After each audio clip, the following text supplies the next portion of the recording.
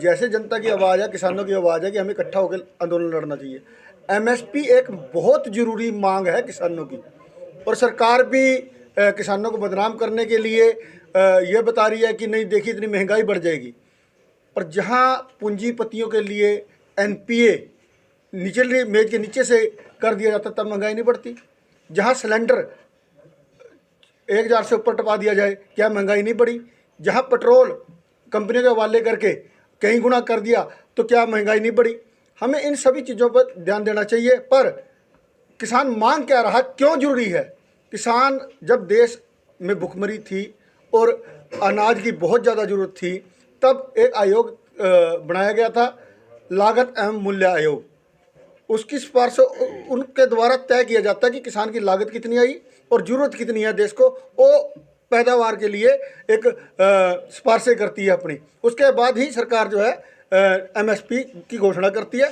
और बड़ी बात ये बताऊंगा मैं आपको कि श्योरिटी दी जाती है किसान को बिजनेस से पहले कि आपका कम से कम मूल्य ये रहेगा हर फसल का। 23 फसलों की करते हैं एमएसपी घोषणा, 23 की 23 फसलों को बिजने से पहले सरकार बताती है। जब बिजाई कर लेते हैं, तब उत्पादन हो जाए, तब जो है सरकार खरीदने से पीछे हटती है। यही मांग किसानों की है, और जिसको लेके हमारा संगठन 2009 से लगा हुआ है। और 14 में माननीय Punjab and Haryana high court में हमने केस डाला था। उसमें 100 से ज़्यादा तरीकें डल चुकी हैं। अब फिर उसकी तारीख जो है मई में है। ये बेहद मुद्दा जरूरी है, और मैं विनती करूंगा सभी किसान संगठनों से, अपने संगठन की तरफ से भी, कि हमें एक होकर इस मुद्दे को लड़ लेना चाहिए और मनवा लेनी चाहिए ये मांग। आदरणीय करम सिंह मथाना जी, प्रदेश अध्यक्ष भारतीय किसान यूनियन चुडुन्नी।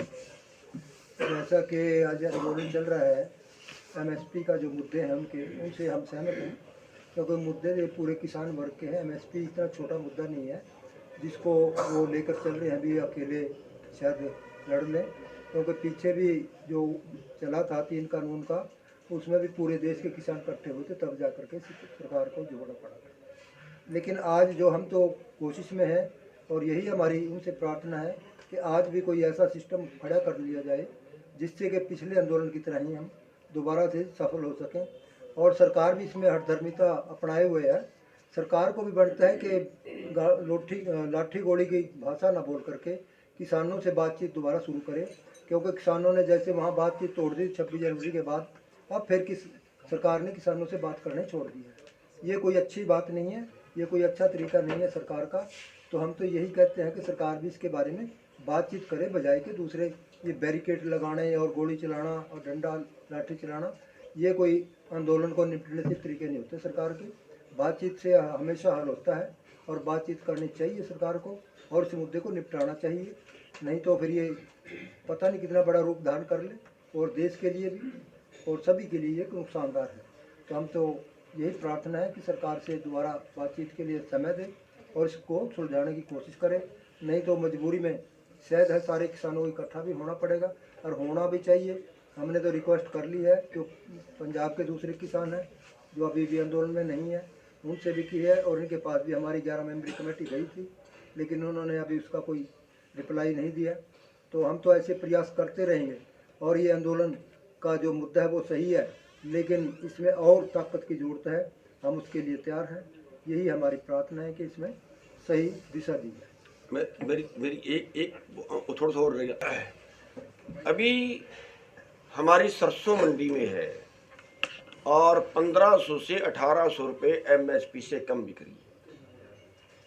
तो हमारी मांग है हरियाणा सरकार से, भारत सरकार से, कि इसका भावांतर में ही वो पहले से इसका देते हैं, तो इसका भावांतर में पूरा किया जाए।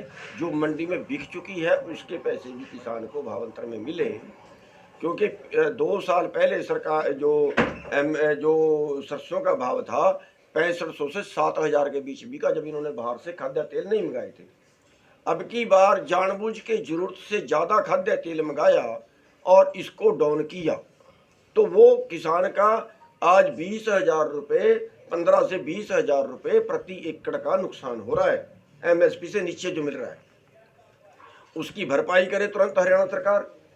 और दूसरा, जो गेहूं का भाव है इस बार बहुत कम बढ़ाया गया है। गेहूं का भाव वर्ल्ड मार्केट में ज़्यादा है, गेहूं अपने पास कोई बहुत ज़्यादा नहीं है, ज़रूरत से ज़्यादा नहीं है, तो केंद्र सरकार जो है वो गेहूं का भाव कम से कम 2700 रुपये तय करे। तो ये दो मांग हमारी जो है वो इसके साथ जो अभी की है वो सरकार पूरा करे, और वरना इस बात के ऊपर भी हमें कोई स्टैंड लेना पड़ेगा। वो कह रहे हैं गुरनाम सिंह और राकेश टिकैत कहीं ना कहीं अपनी ईगो में बैठे हुए हैं। नहीं, देखिए, हम अपनी ईगो में नहीं बैठे हुए, हम आपके सामने भी हाथ जोड़ के प्रार्थना करते हैं दोनों से कि हमारे आने का रास्ता तो खोल दीजिए। वो कहते हैं नहीं, आप जब तक ये बयान नहीं देंगे कि आप राजनीति नहीं करोगे, चुनाव में भाग नहीं लोगे, हम तब तक आपको नहीं मिलाएंगे। ठीक है। और ये सवाल मैंने पंधेर से भी किया था कि अच्छा, मेरे को तो आप राजनेता मानते हो, टिकैत तो राजनेता नहीं है, आप टिकैत को तो फोन कर दो, टिकैत आ जाएगा, टिकैत को तो कर दो फोन। अभी हम आपके सामने भी कह रहे हैं, चलो मेरे को ना करें, टिकैत को तो कर दे फोन। नहीं करेंगे, मैं बता रहा हूँ आपको सबके सामने। कारण क्या समझते हैं आप? कारण क्या है इसका पीछे? उनको जिस तरीके पीछे पे देखिए, कारण तो वो जाने, मैं ये नहीं कह रहा कारण। अच्छा, दूसरी चीज एक और है, ये कहते हैं कि हम शामिल नहीं हैं। हम सीधे शामिल नहीं हैं, मेरा पूरा संगठन जा रहा है, पंजाब का पूरा संगठन के साथ में खड़ा है हमारा। मैंने एक आदमी को रोका नहीं, जा रहे हैं। हमारे 3 लोगों को तो गोलियां लगी हैं। हमारे जो युवा प्रधान है इंद्रपाल, उसको गोली लगी है। 2 लड़के उसके साथ में और थे, उनको गोली लगी है। 3 लोगों को तो हमारे को गोली लगी है, जो वो प्लास्टिक वाली गोलियां मार रहे थे।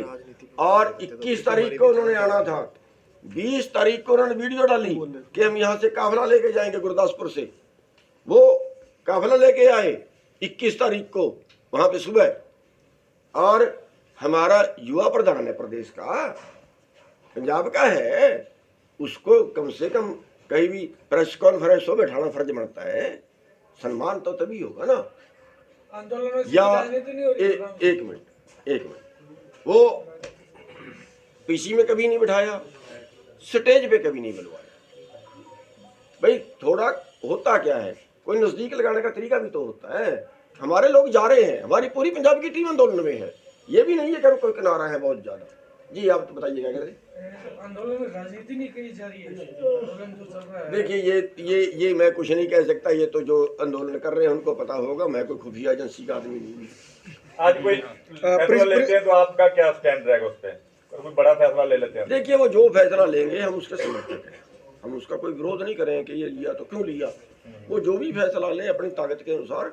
हाँ, एक जरूर कहेंगे कि बंदे नहीं मरने चाहिए, जिसका मर गया उसका दोबारा नहीं आता। बंदे नहीं मरने। थोड़ा बता। एक सवाल आ रहा है कि गुरनाम सिंह चुन्नी जी और उनका संगठन राजनीति करते हैं, चुनाव लड़ते हैं, तो हम ये बड़ा स्पष्ट कर देना चाहते हैं। और गुरनाम सिंह चुन्नी जी ने तो बहुत बार मंचों से स्पष्ट किया है कि ये हमारी विचारधारा है हमारे संगठन की, कि हम सड़क और संसद दोनों जगह लड़ना चाहते हैं।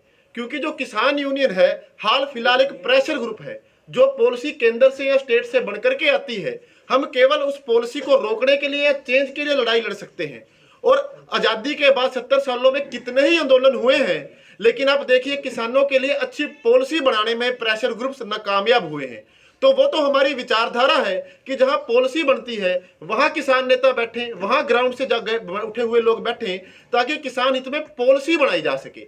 राजनीति का जो ऊपर लगाना है ये सरासर निराधार है। हमने कोई ऐसा नहीं किया कि किसी पार्टी के पास किसानों को गिरवी रख दिया, कहीं अपना विचारधारा खत्म करके हम किसी में शामिल हो गए, या हमने किसान विरोधी किसी ताकत को सपोर्ट कर दिया। हम बार बार कह रहे हैं ये हमारी विचारधारा है कि सड़क और संसद दोनों जगह लड़ाई जारी रहनी चाहिए। जब सरकार निरंकुश हो जाए तो सड़क पर, और जब सरकार में जाके आप कोई बात मनवा पाए, पॉलिसी बना पाए, तो आप सरकार में जाए।